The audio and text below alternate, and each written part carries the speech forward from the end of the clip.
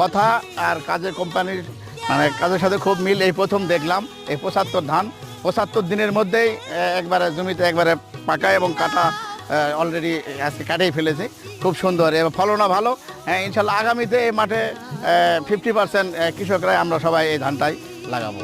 খুবই ভালো, ফলনও ভালো, অল স্কোয়ার সবাই লাগাবো। পাশাপাশি আপনারাও লাগাবেন।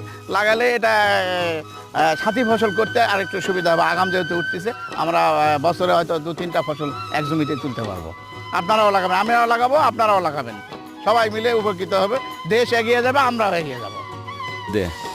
খুব অল্প দামে এটা আপনার 2টা আলু করা যাবে, এটা ক্যারেজ দেওয়া যাবে অথবা আবার গুটিও করতে যাবে পরবর্তীতে। ধান যারা কাটতেছে এরাও খুশি, খুব ভালো ফলন হয়েছে। আমাদের মনে করেন যে ইরির চেয়েও ভালো ফলন, ইরি ধান মানে চৈত্রী ইরির থেকেও ভালো ফলন হয়েছে এটা।